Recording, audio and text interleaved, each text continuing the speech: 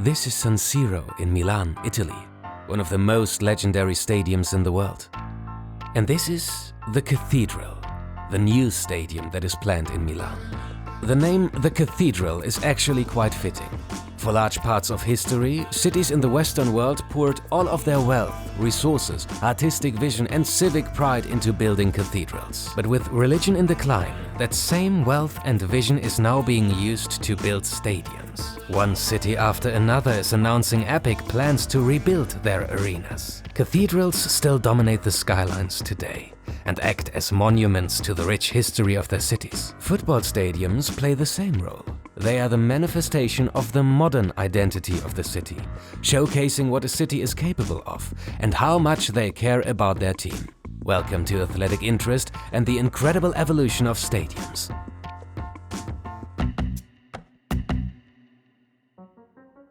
The Roman Colosseum may have been built almost 2,000 years ago, but it is remarkably similar to our modern stadiums. The Colosseum could fit over 50,000 fans, who were directed to their seats via individual tickets. The more expensive the ticket, the better the view. Fast food stands, betting shops and bars lined the entrance to the arena. Fans could even buy oil lamps with depictions of their favorite gladiators. Talking of merchandise, many gladiators were hired to endorse brands of olive oil and wine before their fights, the ancient Roman equivalent of a Nike boot sponsorship. As the Roman Empire fell and the age of Christianity took hold, sport became far less important. The beautiful arenas of ancient Greece and Rome fell into disrepair, while an increasingly religious society focused on building churches and cathedrals. There was even a plan to build a church within the structure of the Colosseum. Since its last gladiatorial fight in AD 438, the Colosseum has not hosted a single sporting event. Instead, it has been used as a factory, a hospice and a cemetery. Luckily, the people's passion for sport did not die with their fallen arenas. In the 12th century, an early form of football, known as mob football, became popular in England. Members of local villages would quite literally attack each other while attempting to move an inflated pig's bladder to the doors of their opponent's church. Interestingly, the game was often played during religious holidays. Church leaders became so concerned with the popularity of football that many attempts were made to ban the sport. All eventually failed. One bishop even threatened to excommunicate players if they didn't stop with the devil's game football. It is almost as if they knew what was about to happen. As people moved away from towns and villages during the Industrial Revolution, sport moved from mass participation to mass consumption. Young families living in cities wanted a new form of entertainment. It was at around this time that the Olympic movement was revived, leading to the building of new stadiums in host cities across the world. With a new, less violent form of football spreading across the globe at the same time, soon almost every town and city had its own stadium. And this led to something very strange. Stadiums have always been microcosms of society. Even in ancient Rome, rich were separated from poor through VIP boxes and ridiculously high ticket prices. But it goes even deeper than that. Walk into any stadium and you will feel the heartbeat of the local community. With the fall of colonialism, many Latin American countries began searching for their own national identities.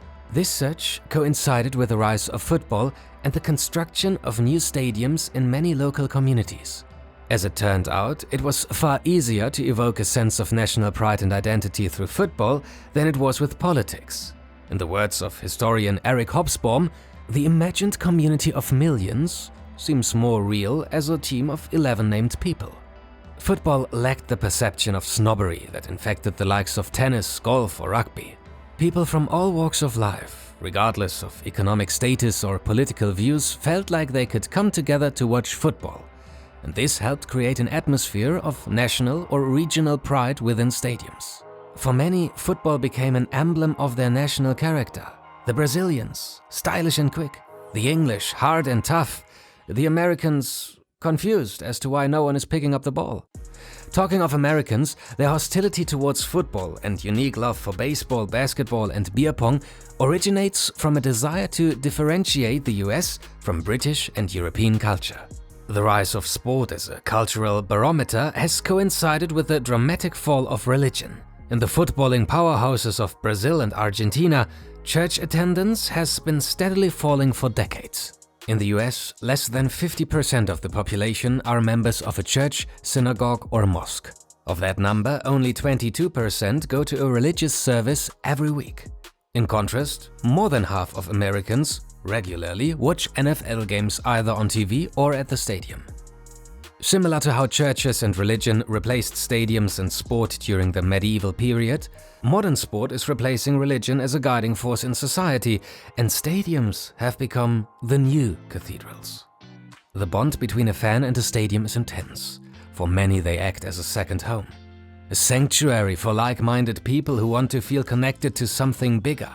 They might even sit in the same seat as a parent or grandparent, the same seat they plan to hand down to their child.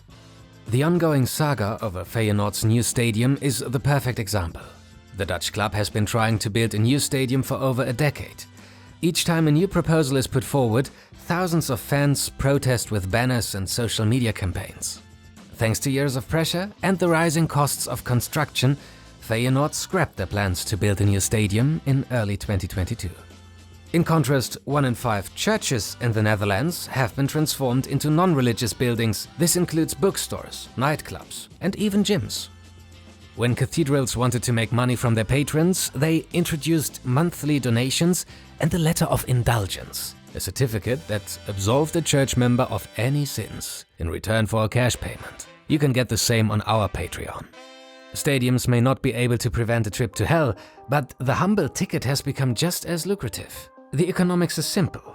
The more fans you can fit into a stadium, the more money you make. Demand for tickets is growing, and most major sports teams have responded by increasing ticket prices while expanding capacity. Tickets at Tottenham Hotspur's new stadium are 30 to 50% more expensive than they were at White Hart Lane.